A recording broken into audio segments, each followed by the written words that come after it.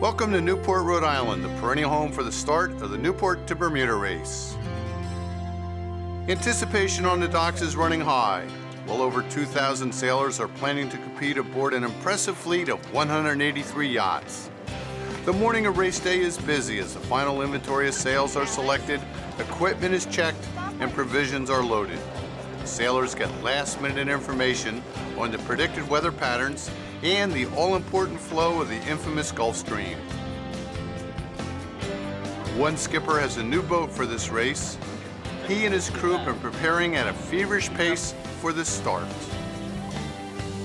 My biggest objectives are to sail the race safely, to learn a lot, to get to know the crew even better, and to have some fun. So we wanted to have a boat that we knew was tried and true, reliable, strong, that we didn't have to worry about breaking things, and then we could go out and learn. 8 weeks ago, this boat was sitting on the hard, and we had a huge project list ahead of us, and Gus originally said that he wanted to have this boat down in Stanford by Memorial Weekend to do Round Block Island. Everybody just kind of looked at Gus and shook their head no, and a lot of people worked really hard, and we got it all done, and here we are, ready to go. I always compare it to like running another company. It's 20 people, and getting them all going in the same direction is quite a challenge with all the logistics and details.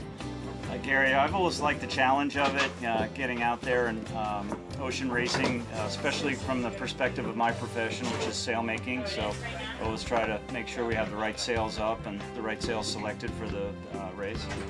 I started looking at the Gulf Stream, the weather patterns and so forth, to see if there are any anomalies and things that are taking place in the stream that look like they might be of significance to us in the future. R6.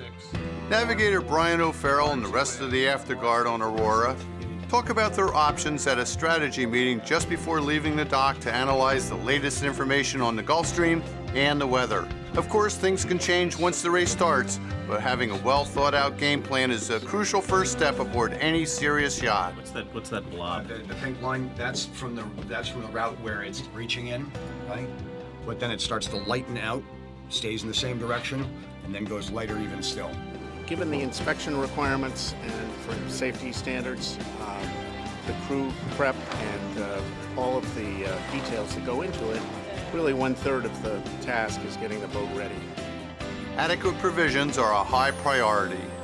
There are 20 people. We allowed for 4 days, that's 240 meals in a small space on a boat worth of supplies of food. And now I get here and we're looking at the weather and we're adding a day and a half worth of emergency supplies. Every line gets a last-minute inspection. Skipper Gus Carlson has his priorities in order. I like the challenge of the distance. I like the seamanship that's involved, so that's what I concentrate on now. Oh, it's such a challenge to do this race. And, you know, it's one of the preeminent races on the East Coast. You learn new skills every time you go, and you really have to sort of change your pace from day racing, and it's really almost a whole different sport for me. I've always loved the ocean. Sailing is a wonderful chance to be away from motors and pollution, and there's some electronics, but we'll leave that to Brian. Ellen Quinn is racing to Bermuda for the first time. She just loves being out on the ocean. Just the excitement of being out in open ocean, not being able to see land, not knowing, just very exciting. During the pre-race tune-up, our helicopter gets some nice aerial footage. Onboard cameraman Rick Depp checks his cameras.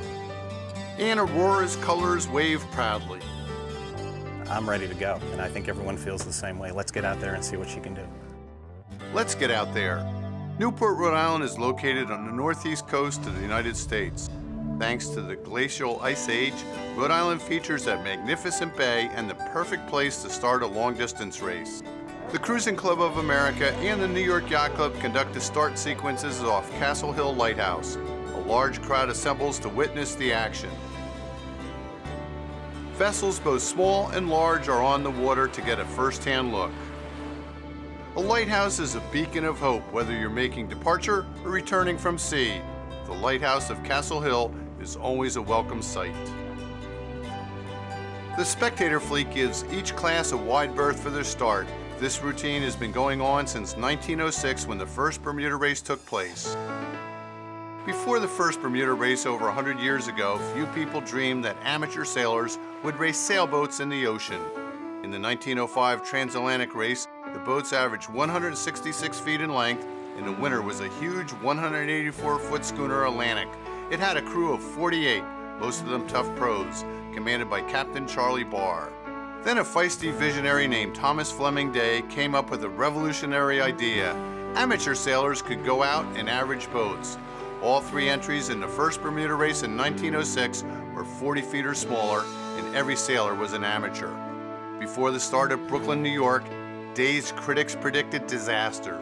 Someone provided funeral wreaths so the sailors could perform burials at sea. Everybody was shocked that one sailor was a woman. Thora Lund Robinson was criticized for being petite and frail, but she handled a wild gale, and when her boat finished off St. David's Light, she was at the helm. The Bermuda race made the sea a playground. 100 years later, it's much more than a race. It's a biannual ritual. More than 55,000 sailors have raced down. 50 people have raced at least 15 times. And it's an outstanding family event. With these big fleets and a race course full of surprises, winning one Bermuda race is hard. Winning 2 or more is close to impossible. Only 4 sailors have done it. These modern versions of traditional fishing schooners are some of the prettiest boats that have ever raced to Bermuda. Shown here in an historic photograph from Mystic Seaport Collection, Alden won 3 times in the 1920s and the 1930s in boats he designed called Malabar. One of Alden's crew was a young yacht designer named Olin Stevens. He went on to design more Bermuda race winners than anyone else, 14. Impressive. He raced the yawl Dorade with his father and his tousled-hair athletic brother, Rod.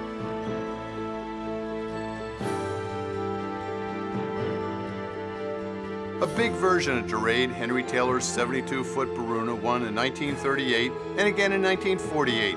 Bermuda and her near sister ship, John Nicholas Brown's Bolero, dueled for years. These sleek, powerful black yawls were a handful. One sailor said sailing Bolero was so hard it was like hunting tigers. According to another sailor, anything that flapped on this yacht could kill you on contact. Finisterre set a record for all time, 3 straight wins from 1956 through 1960. Owner-skipper Carlton Mitchell said he was lucky. Everyone else knew different. When you add a strong, stable, well-equipped boat, a skilled, hard-driving crew, and pinpoint navigation, that's a formula for success. Finisterre's fame attracted more people to the sport. Since 1958, each Bermuda race has had more than 100 entries. And the race is not all glory. One boat went up on the reef and sank. Others sprang leaks and had to be patched up. The race's worst accident and greatest feat of heroism came in 1932. After the schooner Adriana burst into flame, Bobby Somerset steered his cutter Jolly Breeze alongside. As his rigging sizzled, 10 men jumped across from Adriana, while Clarence Cosley bravely manned her helm. Cosley finally made his leap too late. He's the only fatality in Bermuda race history. The 4th multi-race winners were Dick Nye and his son Richard in their Carinas.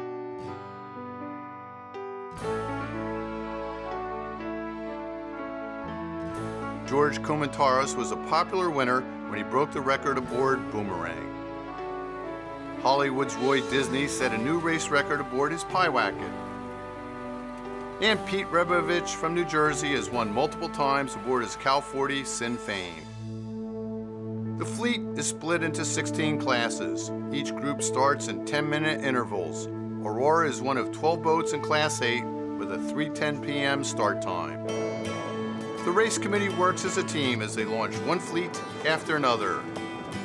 GRACIE is a 69-foot McCurdy & Rhodes design built by Concordia in 1989. She's owned and skippered by Stephen and Simon Frank.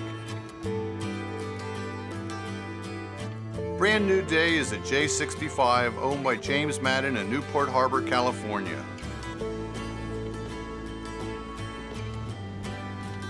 Denali is a downwind flyer skippered by Michael DeMalio. She's a 70-footer designed by Nelson Merrick. Clay Deutsch chartered this Curve 55 for the Bermuda race representing the New York Yacht Club. Aurora, My Ride, is a 66-foot sloop designed by Reichel Pugh. Gus Carlson is their third owner, hailing from the Larchmont Yacht Club. Kodiak is a Swan 601 chartered by Lloyd Ecclestone. He was the overall winner in 1998. Vanquish is the highest rated boat in the class. She's a STP 65 on charter from the U.S. Merchant Marine Academy. Invictus is a Transpac 52 entered by the U.S. Naval Academy with a crew of midshipmen. Donnybrook is skippered by Jim Muldoon out of Annapolis. He's the former president of U.S. Sailing. Donnybrook excels on downwind legs. Big Booty is the smallest boat in the class at 42 feet, skippered by Patrick Udi.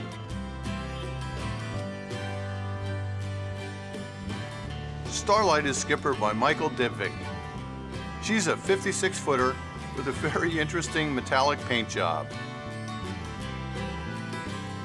Al Fitzgibbon's Custom 65 Mischievous was designed by Bruce Farr.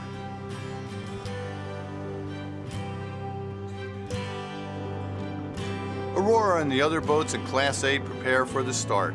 Getting a good start is always a morale boost for the crew. Aboard Aurora, we've decided on a conservative approach. With such a long distance ahead of us, no reason to take chances. But as the seconds tick down, out, slow tack and close hold on starboard. Here we go. our competitive instincts take over and we become aggressive. 1, tacking.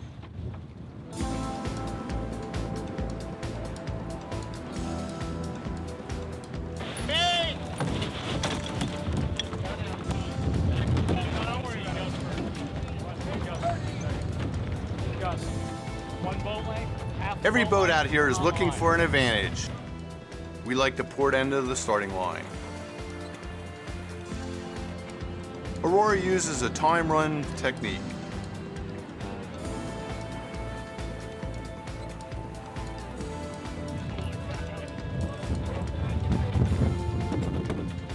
Aurora tacks back to port, but has several starboard tackers to avoid.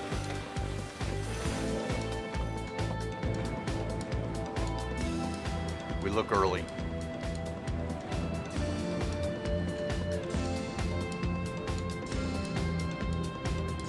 The final countdown. 10.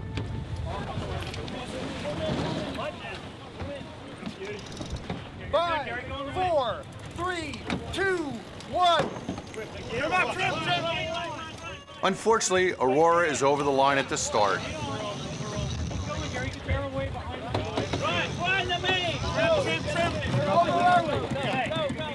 It's official, a setback. So much for conservatism. The crew springs into action as the rest of the fleet heads for Bermuda. Aurora heads back. Gonna be a big one. Hey, harden up. Alden, get on the grinder. What winch are we on? What winch are we on? Button in. Button in. Time for a deep breath and to find a way to get out of this jam.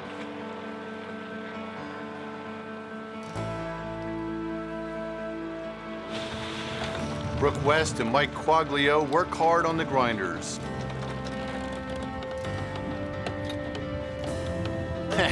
This is not a start to put on a resume, but Aurora's crew looks ahead.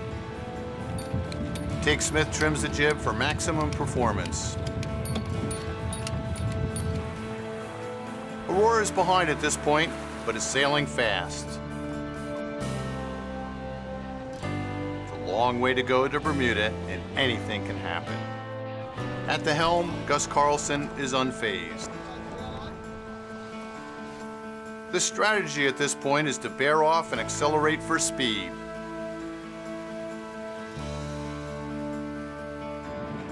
Aurora, behind in the distance, sails a lower but faster course.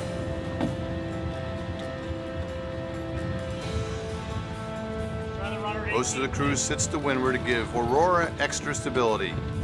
The team quickly settles into a groove and sails to leeward and passes Donnybrook, Denali, and Invictus. So far, so good.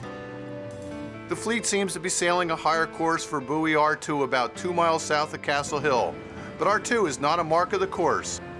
Aurora's strategy seems to be working. The crew on the rail likes what they see.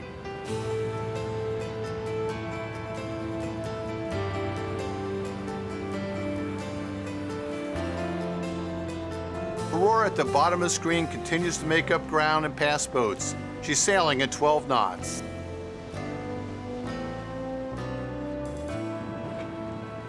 For me, a time of reflection. Well, I made one mistake. My mistake was when we got to port, I should have waited 15 seconds more, which would have brought me the 30 seconds. I was a little too anxious, and we paid the price. But with 635 miles to go, not the end of the world. And I appreciate the crew's attitude. Let's keep racing. A nice shot of Aurora on a tight reach slicing through the swells of Rhode Island Sound. A boat under sail is always a thing of beauty, particularly with a happy crew aboard.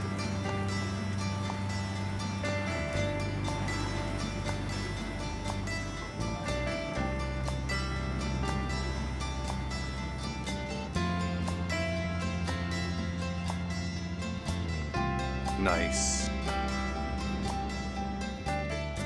The Bermuda race is 635 miles in length, and there are many challenges along the way. We're now 15 minutes, a little more than 15 minutes into the race. Heading down course 167, doing well. For the next 10 miles, 20 miles, I expect to win very much the same. Not much change, moderate waves. We'll be at a pretty good heel and moving along at probably about 11 to 12 knots. The wind shifts aft. Trimmers Tig Smith and Kevin Daly ease the sails for the new breeze. A nifty aerial view. Notice how the leeches match up. Veteran Bob LeBlanca feels good about how things are going. Got off to a little bit of a rough start, but it's a long race, so we should be able to work out of that. Ideally, as night falls, we all start to spread out. We start following our own game plans. I think we've got a pretty good one. Within 30 minutes, Aurora passes 10 of the boats in Class 8. Only Vanquish, the higher-rated boat, is ahead.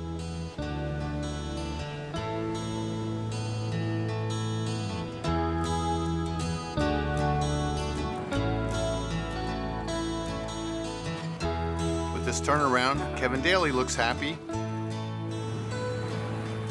A nice shot by cameraman Mike Audick. Hello.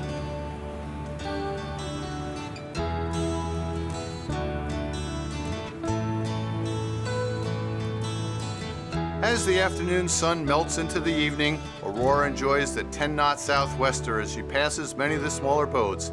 Everyone on board is having a nice time. Wasn't exactly pretty, but we've managed to spin the boat around and get back out on the course, and we're knocking off our competition. So a little early, but we've made up for it. I guess we wanted to give the other guys a feeling of comfort, that we weren't a threat, that we were just, Yeah. Now that we've lulled them into a false sense of security, we're just picking the fleet off. Brooke, nice to say now, but no one ever wants to be over the line at the start. Tig Smith keeps working the jib as we pass a yawl. To windward, Rand from Great Britain, a 72-footer, cruises past. She's an impressive sight. Gus Carlson and John Winder on the main work together to keep Aurora in an efficient groove. We've made up almost everybody after the start, so we're in good shape. We're still a little soft there, Tig.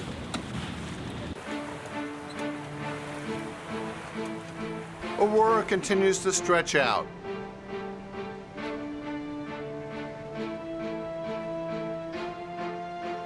One hour and 20 minutes after our start, Speedboat, owned by Alex Jackson, gets their start in the open division. Aboard is famed navigator Stan Honey. Speedboat is expected to be the first boat to reach the finish line.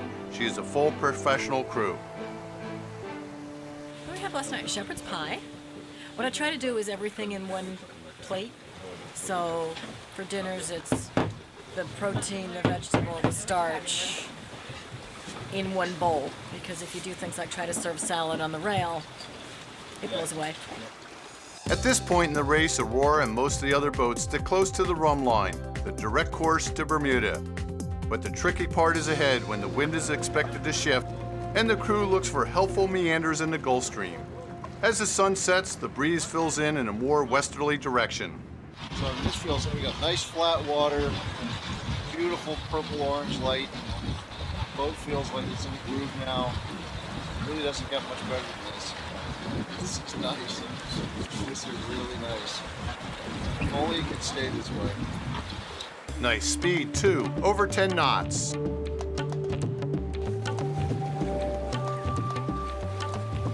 Time for a sail change. The crew breaks out the code 0 just before dark. Ellen Quinn and Alden Winder work the foredeck.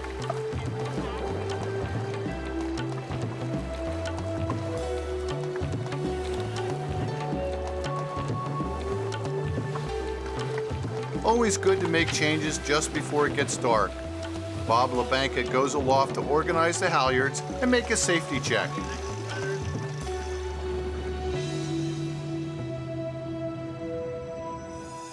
Aurora continues on the rum line, averaging over 10 knots. Approximately 80 miles south of Newport, the wind gets lighter and shifts to the southeast. Aurora tacks over to port to sail the closest course to Bermuda and our entry point into the Gulf Stream. The first night was great. The weather was pretty much as we expected. We probably had a little more yesterday at the start than we thought, and that carried on. Overnight, it got very light in the early hours, but it seems to come back from that. There's always something new to experience when at sea, particularly when company arrives. We had a little excitement this morning at dawn when a pod of dolphins, porpoises, danced along with us. So that was a nice way to greet the morning. Throughout the ages, dolphins have been assigned a safe passage for mariners. The crew of Aurora is mesmerized by their presence.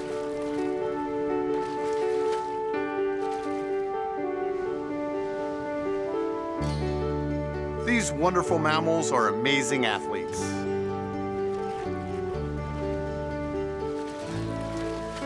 As the sun came up this morning, there were some sails that started appearing on the horizon. We've probably got about 8 or 9 boats in view.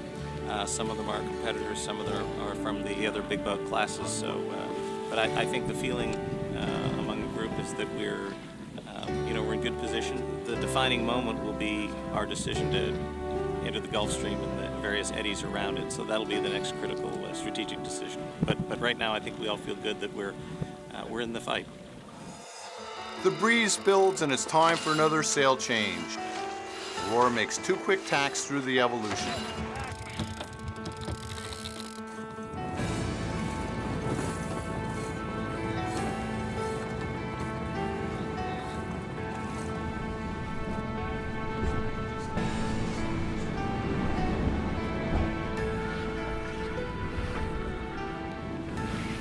The team is gelling together a lot.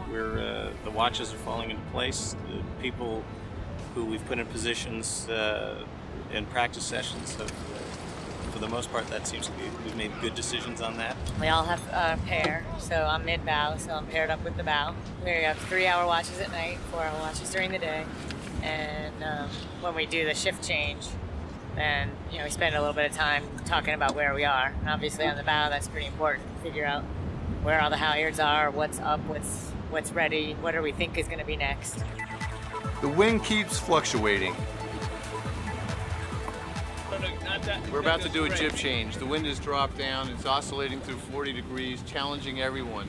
Hard on the helmsman, hard on the trimmers. Down below, it's good sleeping though. And the mystery at this point in the race, we don't see anybody. Usually you have a few boats around, so that could be very good or very bad, and you just don't know, but we'll keep trying. Frequent sail changes keep the crew engaged. Everyone has a job. The team works with great efficiency.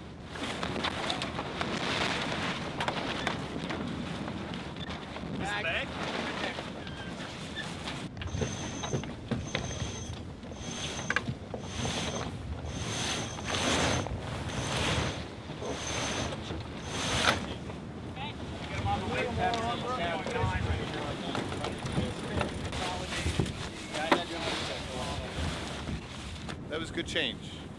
And we'll just analyze whether we can get this boat going faster. But I think a more rounded jib will help dampen down the oscillations, and we'll have a little steadier velocity made good as a result. We had bunks assigned, but that's quickly gone out the window. For the center salon area is much cooler, and also trying to keep weight up on the high side. We're doing very well against the competitors. We're in the top 3.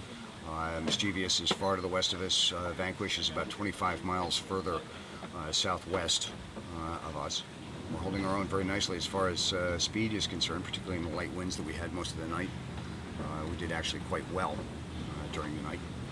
And I think those guys that are behind us actually did far worse than we did. They probably got caught in, well, we certainly got the wind first. With about 420 miles to go and now west of the rum line, Aurora takes advantage of the anticipated wind shift. Some good fortune, maybe? Came through a cloud line, we got a major shift to the southwest, what we were actually looking for quite a while, and it's happened quite abruptly. So an hour ago we saw left winds as far lifted on port tack to say 120, I think was our low number. Right now we got 229, so it's over 100-degree shift. It puts us on our ley line to our entry point of the stream where we want to be. So we're just getting ready to tack here.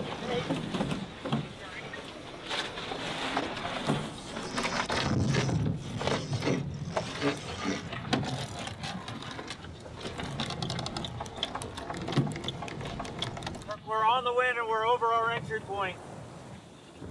I would probably go to Jennifer's entry point since we can. Jennifer Clark is a meteorologist who provides us with pre-race guidance on how to play the stream. That means that we sailed since early this morning, 6 a.m. on the port tack, over into the new southwest wind. Got headed in about 45 minutes, about 100 degrees. Flipped over, now we're headed for our entry point into the stream. We're going to credit Steve Benjamin for making the educated guess, not just the current, but what the wind is. And so we made a bold move yesterday, tacking the port for about 8 hours. Then the wind came in out of the southwest and we tacked back. So Steve, before the race, designated we'd have 2 tacks. With 250 miles to go, we've done them both. No more tacks. Is that right, Steve? That's it. Sail changes continue as the strength of the wind increases and decreases every hour.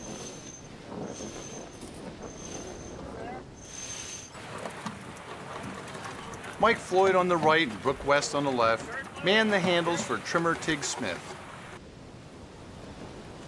Things are looking good. We're trying to maximize speed ahead, and we experimented with sailing a little higher, straight down the rum line, a little lower. What gives us the greatest VMG, velocity made good?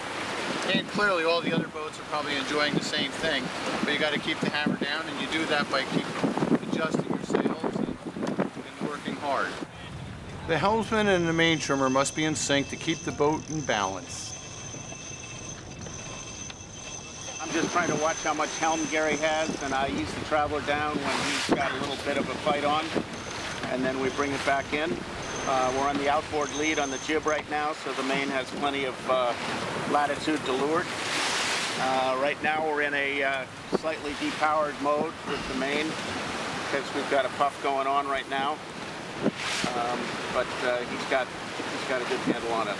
We were at 6 o'clock this morning. We were the easternmost boat, second only to Vanquish. We're heading to a line point of entry into the Gulf Stream that is a little bit more easterly than we originally encountered. Aurora uses an innovative watch system. Individual crews swap position on deck at different intervals. This keeps fresh bodies arriving on deck throughout the day. Down below, the crew stays out of the sun, the wind, and it helps lower stability. We have made a tack to head into our entry point into the Gulf Stream. And the wind and the waves are confused as we head toward the Gulf Stream as we expected. There's actually not as much wind as we would like. So to try and stabilize the boat and stop the slamming it's doing into the growing waves, we're down here to keep the weight low. The Gulf Stream flows from the Gulf of Mexico to northern Europe in a northeasterly direction. The current can be as strong as 5 knots. The trick for the racers is to find meanders in the stream that flow toward Bermuda. Satellite imagery can be a big help, but there's often a lot of luck involved in finding the fastest course. It looks like we punched through the north wall. The water is definitely getting warmer quickly. Right? What's the temperature now? 74 degrees. Okay, good. Okay, we picked up about 1.5 knots. Speed over the ground is about 12.5. Almost 2 knots actually. With a favorable boost of current, Aurora is sailing at nearly 15 knots toward Bermuda. Nice.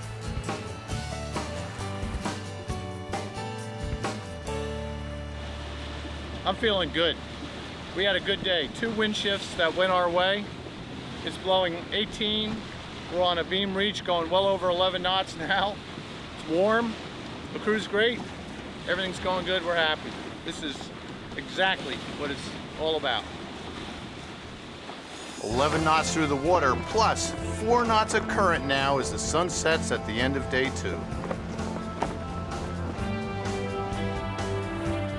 Nightfall is an exciting time aboard a boat. The transition from day to night must take place with great care.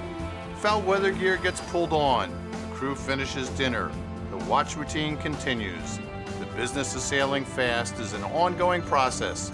Everyone works for maximum gain.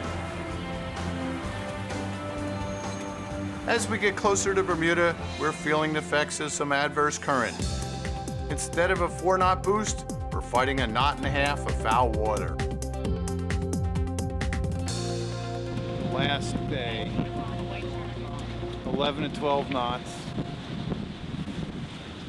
We get reports, but they're all hours and hours behind, so we're kind of guessing.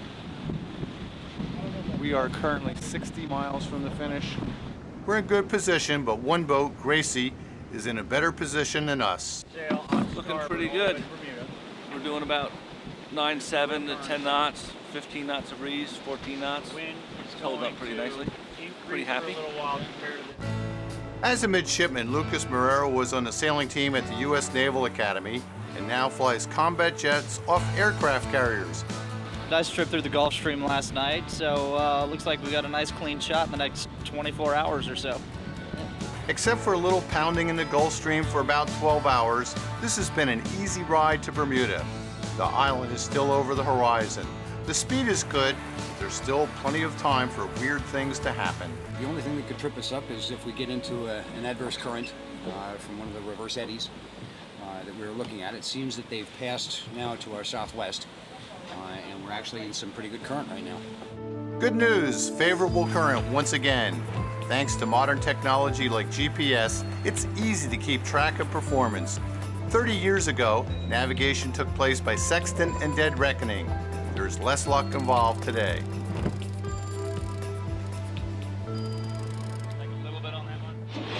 Currently, we're 54 miles out from Northeast Breaker, making our way on in at about almost 10 knots. We've got a 11, 12 knot breeze on the way in, fairly flat seas, and making very, very good time. We've made very good time over the last 14, 15 hours. Had some good current with us, slightly bad current, but otherwise, for the most part, we've been pretty much making 10, 11 knots of speed, sometimes 12, and looking forward to finishing. Everyone has finishing on their mind, but they don't want to talk about it. Nobody wants to jinx the situation. New Zealand sailor Hugh Piggin serves as the boat captain of Aurora. Hugh is a veteran round-the-world race competitor and a highly skilled blue water sailor. He has a quiet manner and is a tremendous asset to the amateur crew aboard Aurora. He's always on hand for every evolution. Love that. Hugh keeps things running smoothly.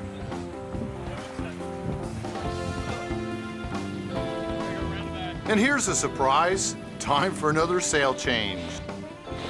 There's not an official count, but I think there's been at least 30 at this point. Everyone has the routine down.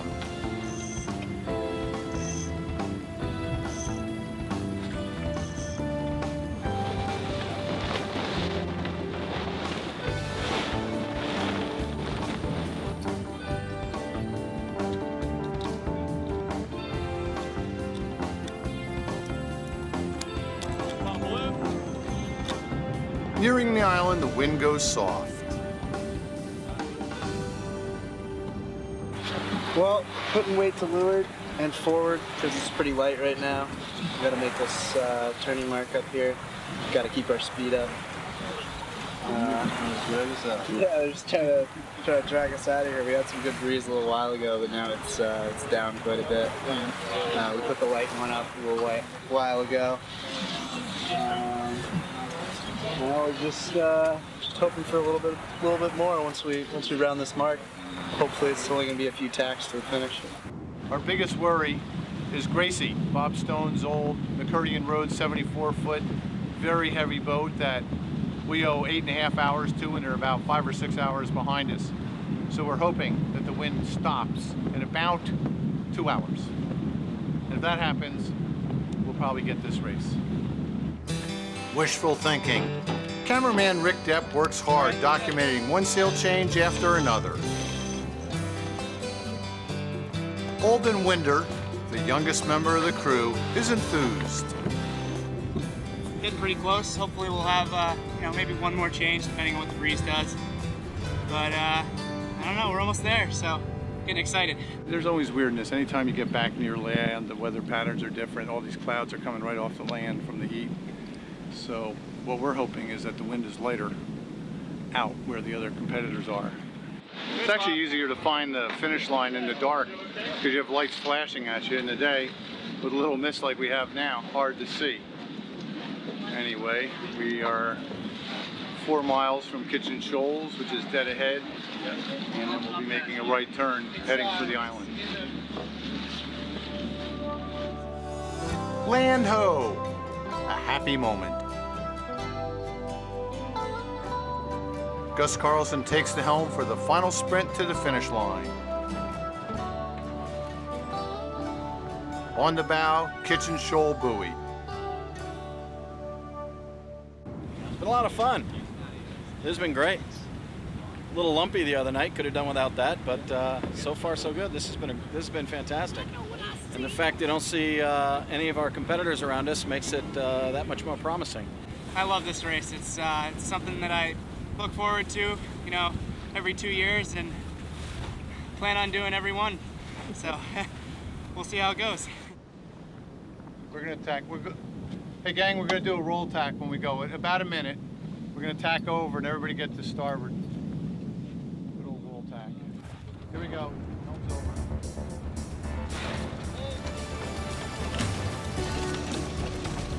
In light wind, Aurora tacks for the finish line. The breeze around the island simply disappears, but the crew keeps working.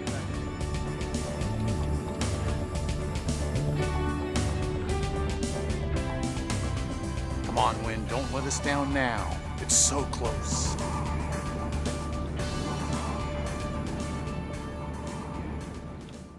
The island of Bermuda is a curious piece of land out in the middle of the Atlantic formed by an undersea volcano millions of years ago. It's surrounded by coral that has claimed many a ship. Arrival is tricky, but welcome. Mark 291, 14/18/59. All right. After 71 hours, the finish. Contact Bermuda Radio on channel 16. Welcome to Bermuda. Thank you. When they tell you that you're welcome to Bermuda, that's when they're acknowledging that you're finished. Rich Nugent rolls out the colors.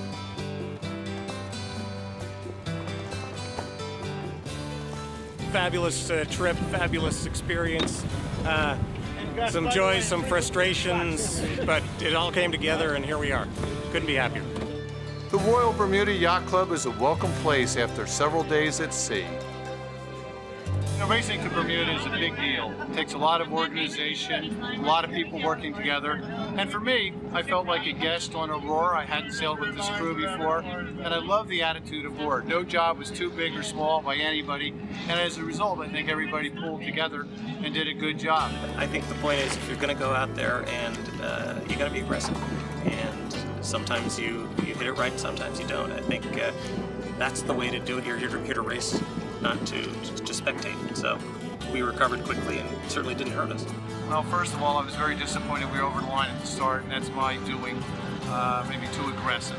But after that, we sailed very well. Tactically, I think we did everything we possibly could, and the crew never made a single mistake.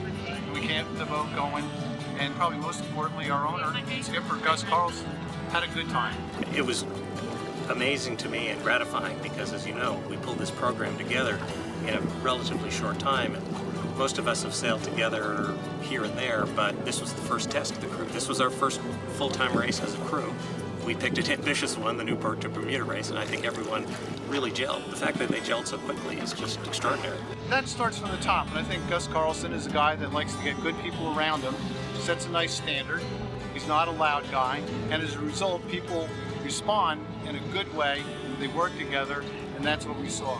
Well, my philosophy is pick good people. Pick people who are better than you are, and let them do their best, and people will overachieve.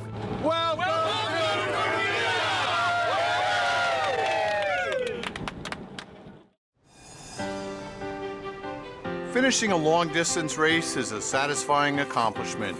The crews on every boat share a special bond. While everyone is happy to arrive on the paradise island of Bermuda, these sailors, like many before them and many in the future, will soon look forward to the next race.